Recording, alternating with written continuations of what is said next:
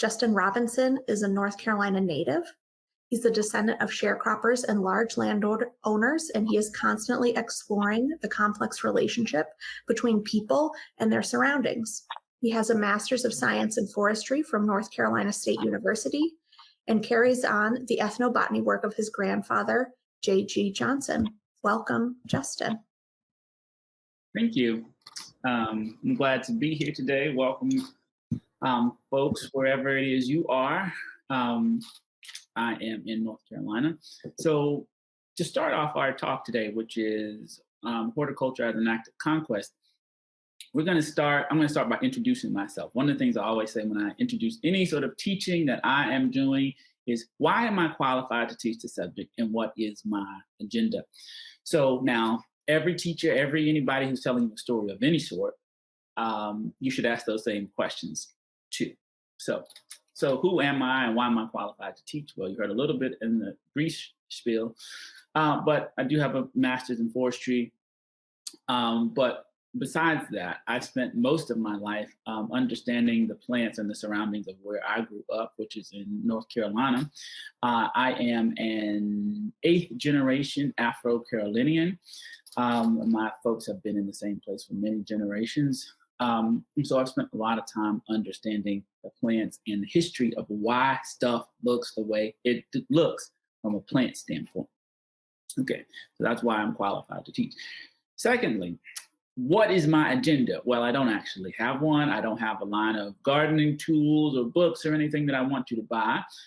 Really, it is so that the education is out in the world, so that we are not locked into a series of things, not being able to understand the full series of possibilities that are actually at our fingertips or at our disposal. Sometimes the stories that we know don't give the full expansiveness of possibility. First of all, what was true, what is true, and what could be true, right? So that's what I'm here to do, is to expand. That is what was true, what is true, and what could be true. Okay, so with that, feel free to put things in the chat. So I'll be watching the chat as the talk is going on, and I like to answer questions and sort of have a set of interaction with the audience, because I can't see you. I'm just sort of talking into my screen. So if you want to be in the chat and asking questions, please feel free to do so, or giving comments, and I will respond as much in real time as I can, because while this is a quote unquote lecture, it is interactive. I want to act like there's people actually out there. I grew up listening to a whole bunch of lectures, so I don't always think that they're the most fun when you're just sitting there listening to somebody blab on for ad nauseum. So let's start. So first of all, the question is, but before you do that, there's a poll that I would like you to answer. If you will navigate to the poll. And I'm just interested in where people are in the country. I have no idea, so I'm going to use the poll to find out. Right, so we'll see where folks are. So you can use the poll to do that. Again, I am in North Carolina, and I've spent my whole life here. I've been here my whole life. I've had the privilege to be able to travel lots of different places in the world, but North Carolina is where I'm from, and is where I currently live.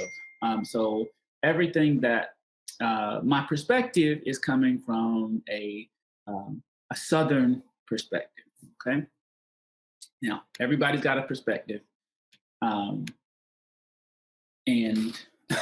this is mine. Okay. So first of all, the first question is, what is horticulture? So horticulture is the study of ornamental or fruit-bearing plants, right? So unlike agriculture, or unlike silviculture, agriculture is the art and science of growing plants for food or for fiber. Horticulture is not quite that. Horticulture is about plants that are based mostly ornamental and or for fruit production. So while that is food, it is not necessarily classified in the same way as row crops are. Okay, So horticulture is more about long-term ornamental stuff. Okay, these are things that we don't use for food, fiber, or medicine. Okay, all of those things have different applications. So horticulture, again, is the study of ornamental plants and plants that produce fruits. Okay, so the people here from all over, Ohio, Virginia, Chicago, lots of different places. Okay, great. So we've determined what horticulture is. And so the topic of the talk and the title of the talk is, how is this connected to conquest? Now, so horticulture actually does not really exist in the way that we think about it now until somewhere around the 1700s. Okay, so what do I mean by that? So before now, people have been doing versions of horticulture forever, right? So I'm what's called an ethnobotanist, and an ethnobotanist is somebody who studies how human beings use plants, right? Now, how human beings use plants is based on ecosystem, is based on culture, and based on time, and all sorts of things. So anybody, whether you're doing agriculture, horticulture, forestry, any of those things, fiber production, all of that stuff is all a version of ethnobotany. Now, how it's mostly used is ethnobotany is used to describe how non-Europeans use plants for their livelihoods, right? For medicine, for fiber, for food, for all of those things, okay? So ethnobotany is actually what I study. So there have been ethnobotanists since there have been human beings and plants. Okay, so that's been a long time. However, horticulture really comes about as we understand it now at a very specific time, and is necessary that Europeans start to discover, quote unquote, the rest of the world. Remember that the European world was pretty small until the Portuguese really started their sort of seafaring expeditions in the 1400s, in the 15th century. Okay, the European world was very, very small. So during this time, what is sometimes called the age of exploration, but really should be better called the age of exploitation, from the 1400s up until the late 1400s until maybe like the mid 1700s, which is a long time, 200 plus years, folks really were not concerned about plants, right? So the idea of modern botany, modern taxonomy, modern horticulture really does not get started until the late 1600s, early 1700s. Carlos Linnaeus, who is, of course, the Swedish botanist who comes up with the binomial system, the two-name system based off of Latin, really didn't write his seminal work until the 1750s, the mid 1700s. So this it was a long time in the colonial period before people started basically to pick up on botany as a thing. So many things had to be happening in order for it to be true. Remember, the European world was relatively small. And so here's a big thing to think about, just in terms of how the earth works. The further you are away from the place that we call the tropics, so that is between the Tropic of Cancer and the Tropic of Capricorn, the less diverse the plant and animal life is. Let me say that again. The further away you move from the Tropic of Cancer and the Tropic of Capricorn, the less diverse the plant and animal life is. Okay, so Europe does not exist in that zone, right? So as Europeans are really starting to explore and exploit the tropical world, all of these plants become available for folks to start to study. Now, how did you get these plants? Well, a lot of these plants were brought back to Europe on slaving vessels. Okay? So ships were leaving from all ports of all parts of Europe, and no part of Europe was spared. And I mean Sweden, the Netherlands, England, of course, Spain, Portugal, all of the places, even Italy. We're all sending out vessels to sort of explore this tropical world that was new to Europe. and they found all kinds of things that they'd never seen before. And so because of this sort of idea, right, the idea of modern botany and modern horticulture really start to come about so that you have more things to look at. So you start to see how plants are connected worldwide, other than just being able to see the ones from Europe or the ones from the Near East, right, which people had access to before.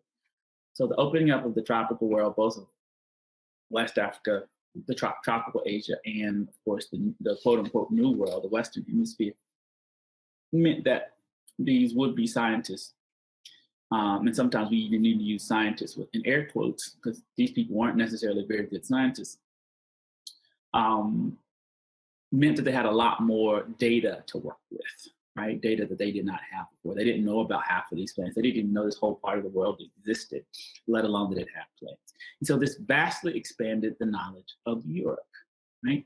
So we also want to make sure that we put this into context. Other people on the earth had been trading for many, many, many thousands of years and sort of knew about other places. This was Western Europeans specifically. There's their first foray into understanding how the big world worked, a place that we now call the earth works, okay? So this is the age of exploration for Western Europeans. Other folks on the earth have been exploring for a long time. And so sometimes the narrative is that this is how the world came together. Nope. This is when Western Europe discovered the rest of the world. That's different, right? It's a different narrative, but it's really important. So many of the folks at this time, the scientists who would start to form these, will be part of royal societies, and then also start to think of the version of and put together the version of modern science that we have today with the scientific method and with peer review. All that stuff started around this same time. This is the quote unquote age of enlightenment. Notice how it goes right together with the age of exploitation, right? The age of enlightenment for whom? For Western Europe, right? So the age of enlightenment for Western Europe. And so at this time, folks were trading, folks were trading people, trading plants, trading all kinds of goods that folks in Western Europe thought would be useful or profitable, okay? So hopefully I painted a picture of what was happening, right? Western folks, Western European folks with a very limited knowledge of the world are now just being exposed to the great wider world and are now trying to make sense of it, right? First is trying to make sense of, and then it later becomes trying to control. Okay, so many of these early quote unquote explorers, right? People you know in your history books, Hans Sloane and James Cook and all these lots of books, Joseph Banks, were also botanists. Okay, now then this is in the 1700s. So remember, you have almost 200 years at this point of the New World and Western Africa and all these other places being quote unquote discovered, right? Just Western Europeans becoming aware of them. And so it actually took a long time for the botany piece to really sort of get started in earnest, right? And so during this time, these sort of quote unquote botanists who were explorers, often slave owners, often slave holders, who were also plantation owners, involved in all kinds of nefarious business ties, were also the folks who were advancing the botanical knowledge of Western Europe at the time. Okay, so let's talk about Hans Sloane for just a second. Hans Sloane, who was the royal doctor for the governor of Jamaica at a particular time, who also was married to somebody who had a plantation on Jamaica, the island of Jamaica, basically is credited for bringing the idea of hot chocolate to Europe. It is his recipe that he collected from enslaved African people and how they were using it on the island of Jamaica. He brings it back to Europe, brings it back to England, and sort of the craze for hot chocolate starts, right? So right there, we see this funny relationship, this strange sort of exploitative relationship of what's happening. So he's taking the knowledge from enslaved African people and sort of and passing it off as something he discovered and then able to make a lot of money from it. Hans Sloane is also what several museums in England are based off. The British Natural, all three of the big ones, the British Natural History Museum, the British History Museum, and one other one are based on actually Hans Sloane's collections, right? So he was a botanist and a slaver. Okay, so this is the context out of which horticulture is born. So, as folks are trying to figure out how to use these plants either to be profitable, like cotton or hemp or indigo or sugar or chocolate or vanilla or palm oil or coconut oil or any of these things, these Europeans are trying to figure out a way to profit from all of these plants they previously didn't have much knowledge of. At the same time, folks are starting to get into what we would think about now as ornamental gardening. Okay, so folks started to explore Japan and China and cultures who have long histories of ornamental gardens. Now, that's not necessarily true for all cultures. All cultures don't do ornamental gardens, but some do. In the way that we think about them, like formal gardens in which things are planted in particular places just because they look cute. And so lots of our plants enter the plants that we see and know and are common to us now in the horticultural trade that you can go buy at any home improvement store are often from Japan and China, because you have two cultures who are interested in this ornamental garden and this ornamental gardening sort of idea, and have similar enough climates and ecosystems to where the plants do fairly well. So during this time where plants like very common plants like hydrangea come into to be known by Europeans, right? So hydrangea is of course from Japan, native to Japan, and also cultivated in China. But Japan is its homeland, and it's sort of brought to the West and then totally renamed. Now some people call it the French hydrangea. It doesn't have anything to do with France, right? However, it is directly tied to this quote unquote age of exploration and exploitation, right? So folks were trying to figure out trade routes and figure out, markets and trade supply and all these things and how to take over some of these markets, which of course they did. But these things are all connected. Without the slaving ships and the trading vessels, most of these plants would not have made it back from their tropical homes or their temperate homes to Europe for these folks to be able to study, right, and to catalog, and to be able to fit very neatly into Linnaeus's new system of binomial nomenclature, right? So all of this is connected. So there are several books on the subject. One of them is called Colonial Botany. There are many, many other kinds of books that explore other book titles that explore the subject, but it's a thing, right? It is a thing. Botany and horticulture, as we know it today, don't exist before this time, right? The time when colonization, Western European colonization, is really at its height, right? Okay, so. Okay, good. So again, feel free to put your comments in. This is a lot of information, a lot of which you may not have ever heard or thought about in this way. So again, you can put your comments in the chat or your questions in the chat as we are talking. Okay, so what we have come to understand so far is that, again, modern botany, modern horticulture as we understand it, really could not have happened without this age of exploitation and exploration, right? Again, the tropical world holds most of what has come to, we've come to associate with the Western world, right? Western European world. So let me give you some examples. Sugar is a tropical plant and needs to be grown in tropical areas. Sugar is native to India, Southeast Asia. And so we think of sugar as completely like ubiquitous at this point, but there was, for many, many thousands of years, it absolutely was not. Okay, so the the temperate world, the global north, right, the global northwest at this time, needed to then secure the resources, right? So secure places. So the quote unquote discovery of the West Indies then meant that there was a tropical place to grow sugar that folks had absolute control over. They could control all of the market, right? They didn't have to rely on trade with India to be able to get sugar, because that's the only way it would have worked before. Remember, before this kind of stuff, people were trading.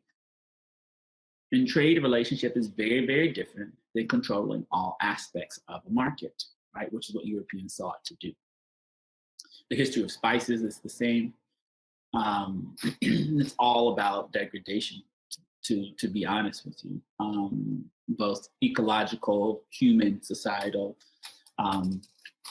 and economic too, also. So sugar, the same story is true of chocolate.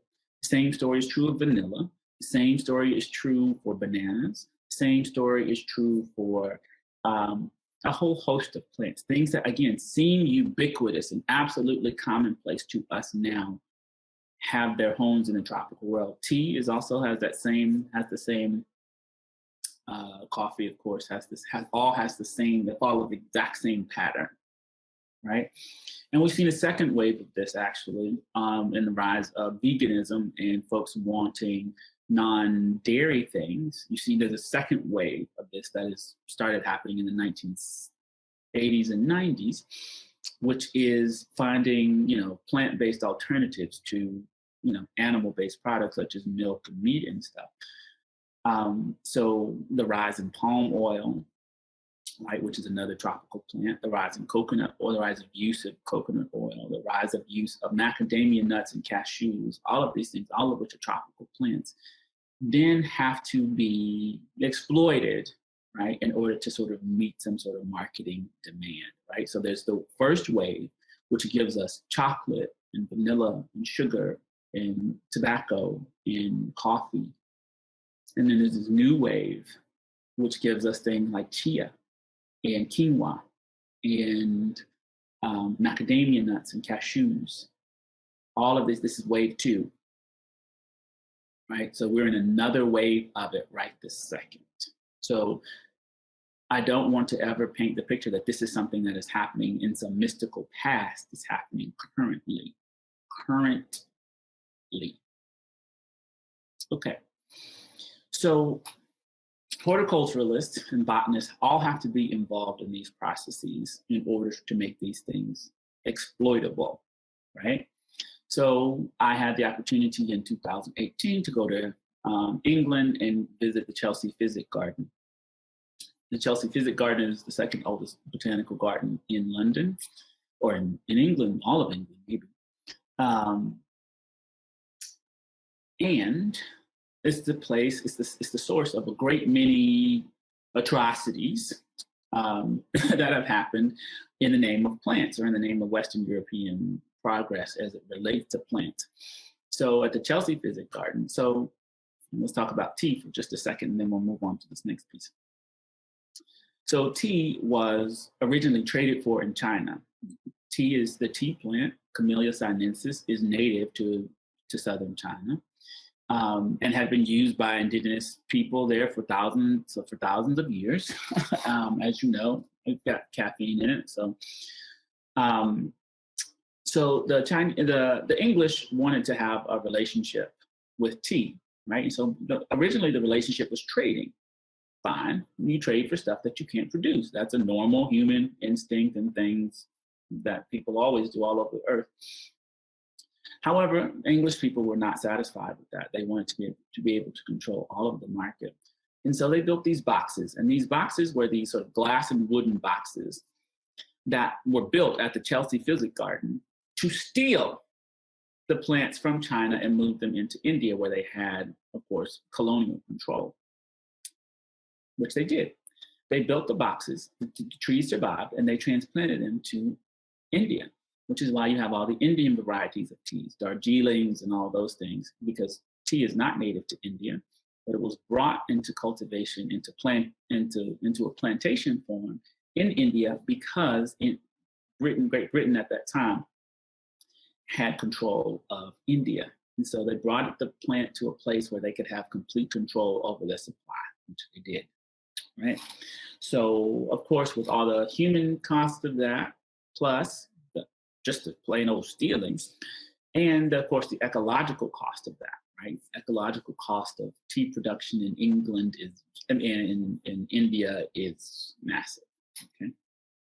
So, again, we won't go into all of those topics, but know that each plant and each one of the tropical plants that you consume, ingest, if you don't live in a tropical area, has that same kind of story. Okay, so and it's again, it is currently occurring. And this is not some ancient thing that we just can forget about it and feel bad about. We're actually in it still.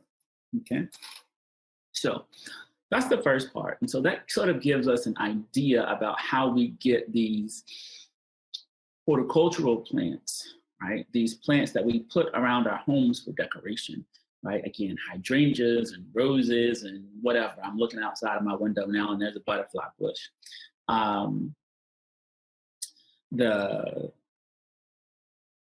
All of these kind of plants that we use just because we think that they're pretty, right? So again, that comes about. Kew Gardens and the Chelsea Physic Garden, both in London, have a lot to do with shipping these plants sort of around the world and making them available to people, right? Moving them far from their homes and putting them in these brand new situations, right? Which is not necessarily inherently wrong, but it's how it happened. Okay. But then let's talk about the space where these plants end up. So we talked about how they got there, right? Of course, moved around during this age of whatever, age of, again, I call it the age of exploitation. Then we have to think about where these plants ended up. So I'm in North Carolina, I'm on the East Coast. And the East Coast, so again, some of this stuff happened kind of late. And so during the early part of the colonial period, and I'm talking about from the 1500s on, early 1500s on, folks were just trying to figure out how to make things work in the new places that they had or were trying to conquer, right? Or trying to take over. And so they were trying to figure out which crops would be profitable, what could they use. And this was happening all over the world. Here on the East Coast of the United States, people found out really, really quickly that we didn't have much in the way of mineral wealth. Unlike parts of Peru and Mexico, in which folks were used to do mining, we didn't have very much of that, even though people sure as hell tried. There's a gold mine and there's a gold rush in North Carolina. You may not know about it, but there was. And so that was people's sort of first idea. They wanted precious metals. And when they realized that this region was not going to produce it, they said, okay, well, what else can we use? And so here in North Carolina, South Carolina, Georgia, they found big trees. And so they used those big trees to build ships and to build whatever. So they exploited all that resource. And then once the big trees were gone, I said, okay, well, let's see if we can grow anything.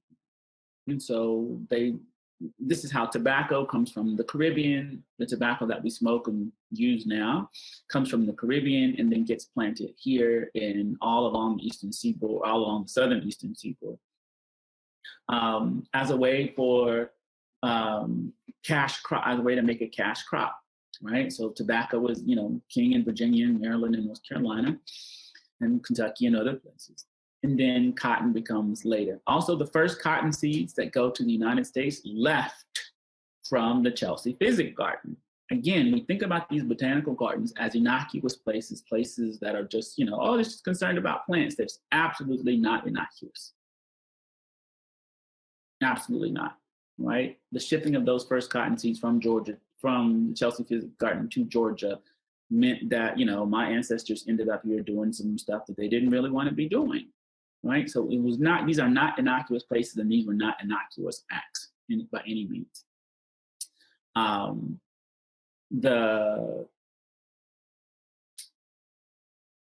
So we are here now so when people are getting their cash crops, people have figured out a way to make some money. People have figured out a way to make money through cash crops, through soil. right? And so here, at least in this part of the country, because people, again, there were no precious metals, but people decided they were going to mine soil.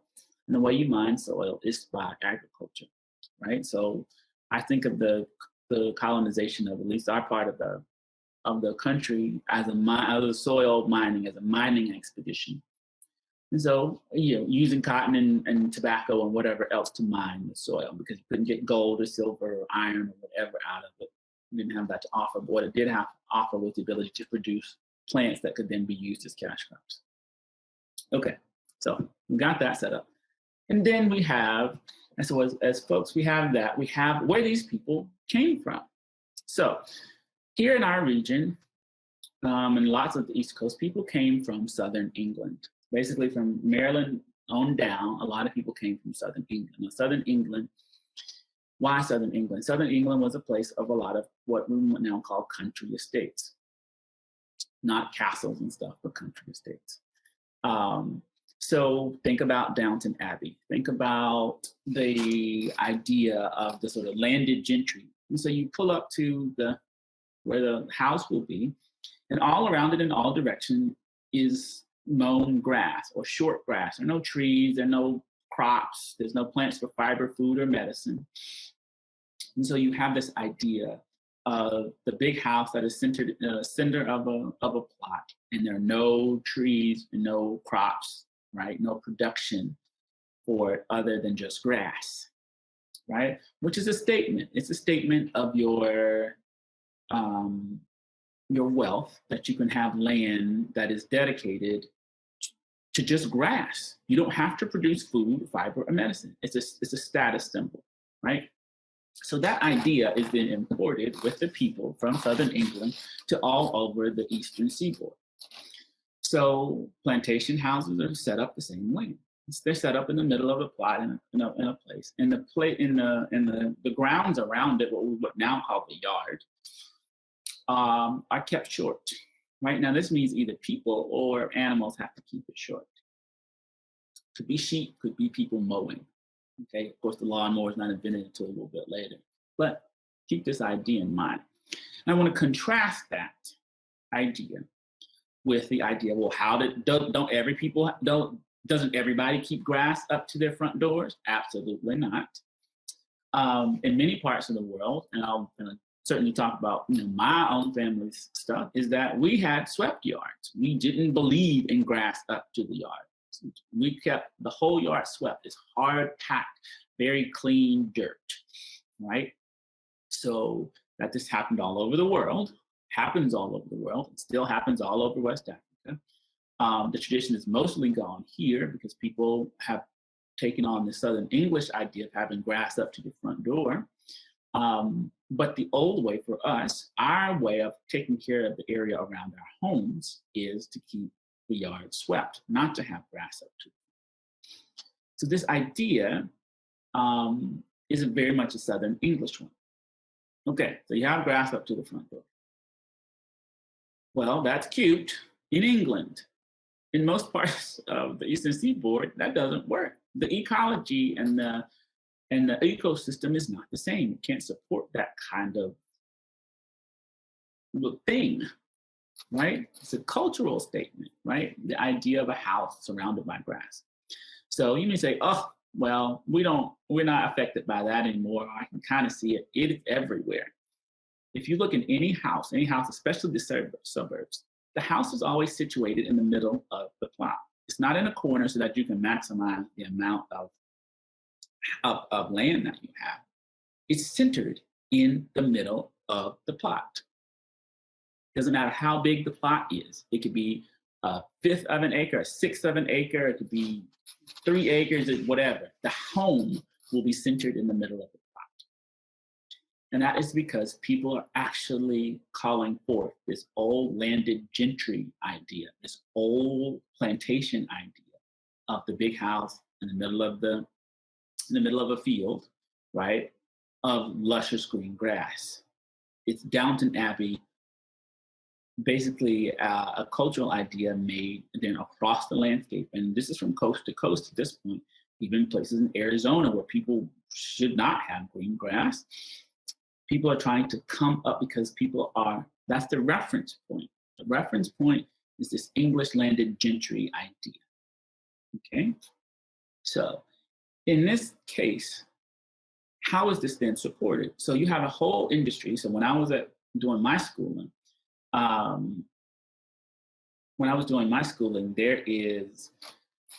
there was at my university a whole turf grass management department, right? Which was separate from agriculture, it was separate from botany, it was just turf grass management. And so this is all about the management of grass, right? Grass just to be cute. So this is both grass for fields, grass for fields. This is grass for football fields and other kind of sports arenas, but also golf, but also for estates. And so that idea has taken on a life of its own, literally. So why the whole university department is dedicated to just grass, right? And this is, again, not food, not fiber, not medicine. It's just grass. It's an aesthetic choice, an aesthetic cultural choice, right? And so then there's a whole industries, of course, that are dedicated to making that a reality for people. Of course, all the fertilizers, all the sprinkler systems, all the lawn services, all the lawn mowers, right? Why would you need a lawnmower, right? To keep it short. And so all of this thing is an act of conquest, right? Because this does not fit the ecosystem here. Indigenous people here, also kept their yards swept, did not have grass up to the front yard because it doesn't work, right? Our grass doesn't work that way. And so this idea that grass is the lawn that we mostly experience is an act of conquest. It's the same as sticking a flag in something. It's the same as say that I claim this land for England or Spain or whatever people said. It's the same way as branding cattle or branding people or branding whatever. It is the same thing. It's an outward show. It's a symbol, right? To show you who runs the place, right? Because when other people are here, people from other cultures are here, right? It's not gonna look the same. People are not gonna make those same choices. So it has to be, what does it mean, right?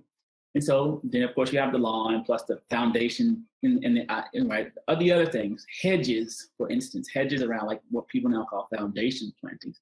Again, a very English idea, right? When I went to England for the first time and sort of looked around, I was like, oh, this is where we get our horticultural ideas from. Ideas of hedges and shrubs and that kind of thing around homes and stuff is very much an English idea because that's a part of their ecosystem. The hedgerows and all those things, the spaces between fields and for those sorts of things are a big part of their ecosystem and a big part of the human environment. And so it makes sense that people would try to do those things. The importation of boxwoods and all kinds of invasive plants have escaped because people were trying to make hedges, right? So this idea that these things are in fact innocuous are in fact not. So all of these things are showing you who runs the place, right? As somebody who is not English, who is not white, to me, it's very, very clear symbols. You are declaring we own this land, and this is what we decided we're going to do with it, right? And from an ecological standpoint, I see lawns as scars, right? These are scars on this particular part of the earth. So what lawns turn into are these incredibly low diversity places. Is it better than concrete? Yes. Is it much worse than having even a field of weeds? Yes. And so these low diversity places really start to change how everything works. They change the hydrologic cycle. They of course change the food that's available for all kinds of animals from every part of the trophic from every part of the trophic levels, down from the microorganisms up to the big things. And so these things become, again, while they seem innocuous,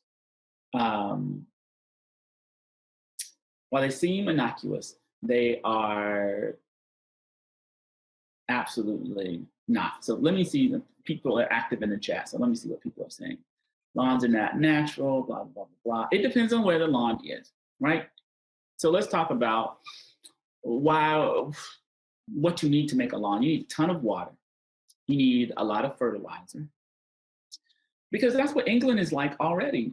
The parts of England are underlain by limestone, right? Which is, of course, calcium rich, right? Why you have to lime your yard in order to get it to be lush and green is because those kinds of plants come from ecosystems that are already naturally high in calcium. If you're pretty much most places in the United States, depending on where you are, unless it's underlain by limestone, Kentucky being one of those places, that is underlain by limestone. It's going to be pretty acidic, right? You're not going to have these calcium-rich areas. Unlike a lot of England, which is very calcium-rich. It also rains all the time in England, if you've ever been there. That's why it's called the Misty Isle, right? Is because it rains all the time. That's not necessarily the case here. And so a lawn is a much more natural space in England, or, is not so ecologically devastating in England as it is in, say, North Carolina. Okay, let me check these up. Side note, water costs as much for consumers in Arizona as it does in water-rich states.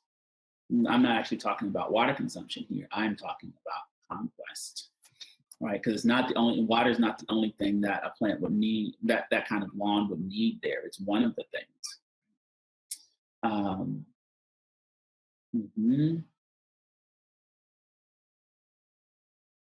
Yep, right.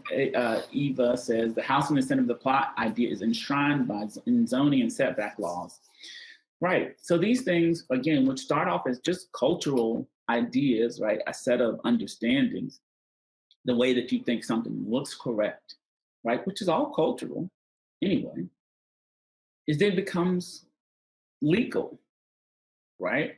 So for many years, I've had my yard of native plants, and I can't tell you how many times that the neighborhood improvement services, which is what it's called here, has given me hey, you should do something about this, right?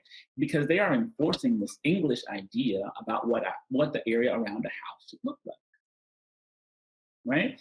And so again, this is not innocuous, right? And it's not sort of a throwaway thing. It actually is very, very important. And one other thing I will say is that it's oh, well, this is just your lawn or whatever. Your lawn is also the earth. Your lawn is the earth itself. And so folks, want to drive past their lawns and go to Yosemite or go to Yellowstone or go to Denali or go to wherever to try to feel some connection to nature. Your yard is the earth, right?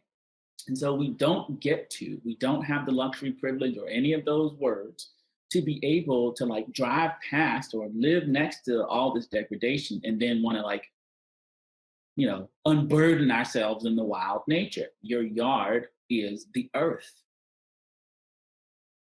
right? And we don't get to treat it any kind of way. That's not how it works, right? But we've, made ourselves to believe that nature is somewhere else, that we don't have responsibility to the stuff that is immediately around us, right? Our immediate surroundings, right? Okay, right? HOAs. Huh?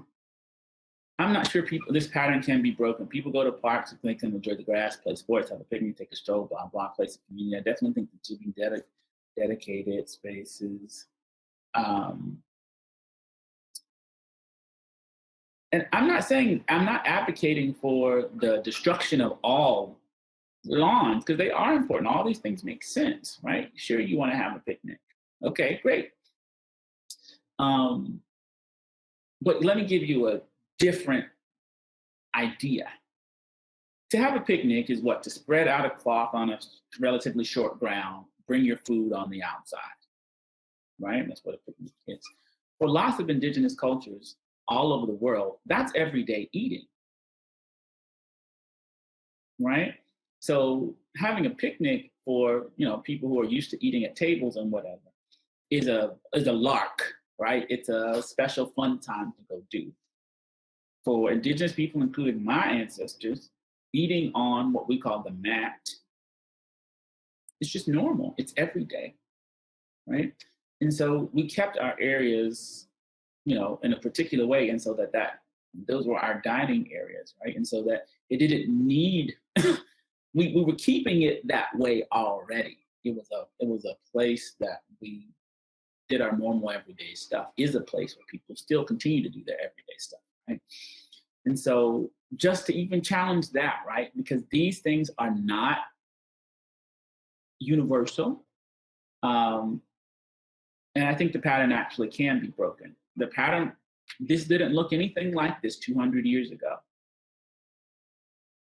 And so there's no reason to think that it always has to, right? This is where history is so important, because it tells us, it gives us an idea that things weren't always like this. And to me, that always leads to the next place. Well, that doesn't mean that they always will be like this, right? This gives us a chance, again, to what I said at the top of the talk, is to expand our mind for possibilities. What is possible, right? If we can look back and say, well, this wasn't always like this. Do we want this to be this like it currently is, or do we want to do something about it, right? Okay, let me look more. Sneak native pest showing potential result.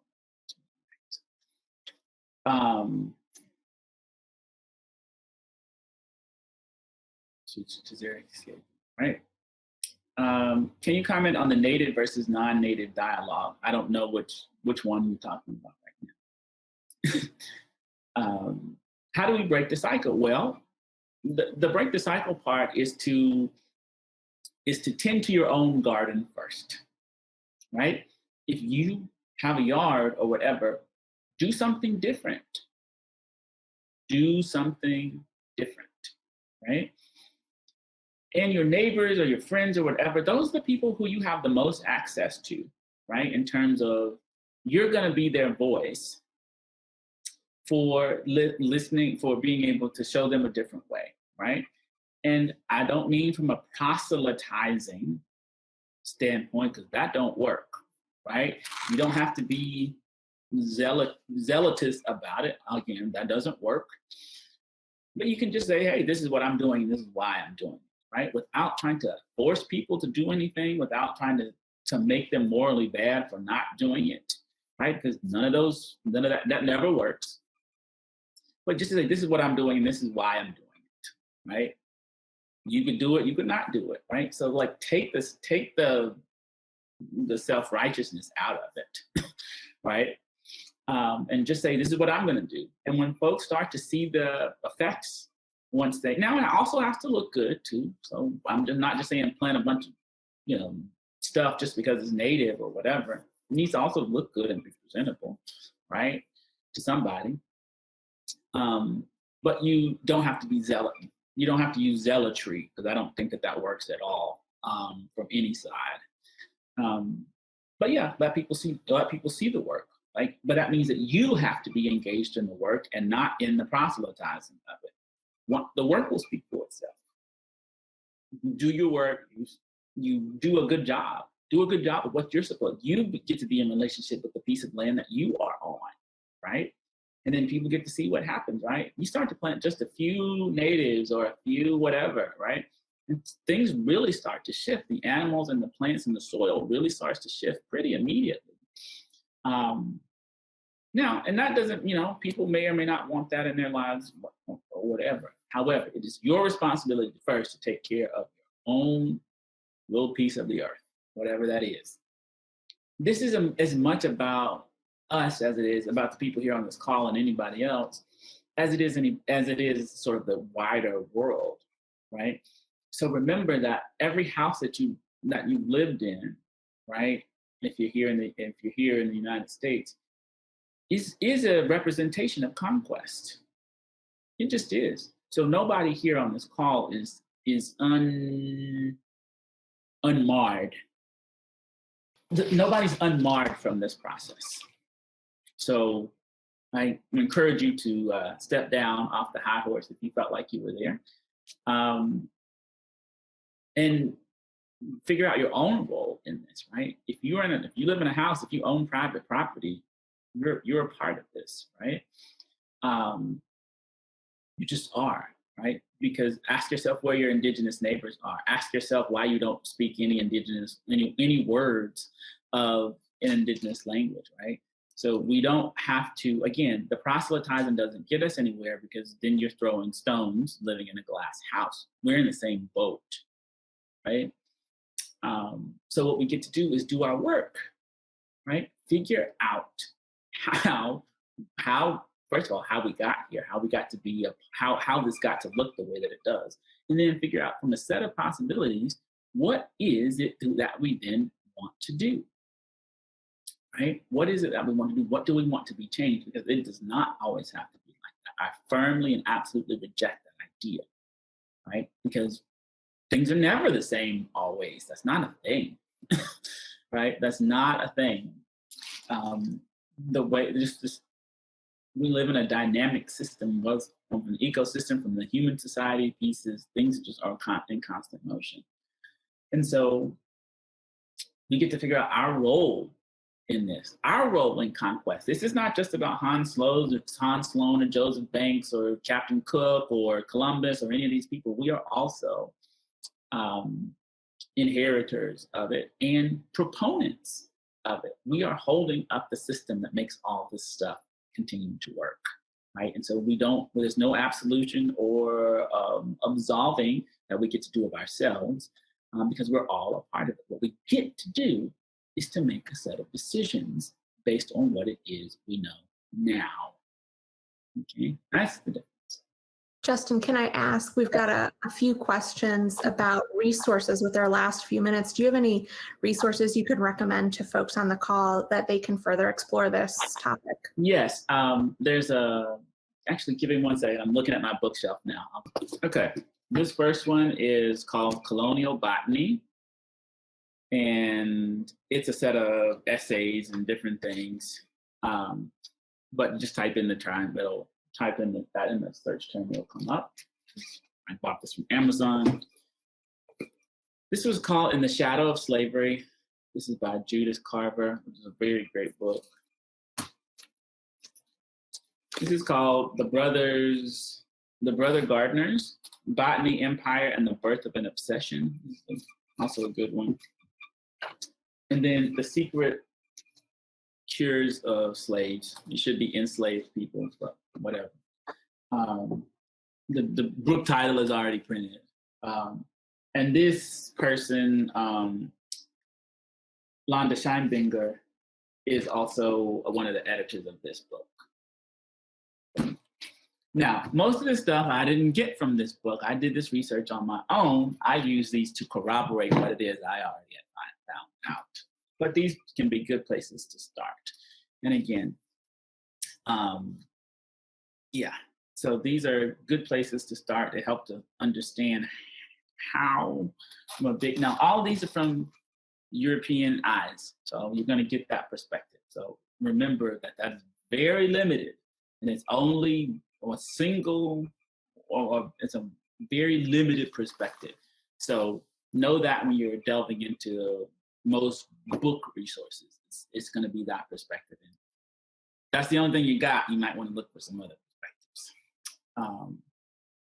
Okay. Let me see if I can answer one of these questions. Is there a specific time for where conquest took the place of trade? Are there books that talk about the breakdown of international trade between different countries? Countries didn't exist as we understand them now. And so, yes, there are lots of books, but they're all over about all kinds of things. There's no single source. You just need to start to read about the history of the time.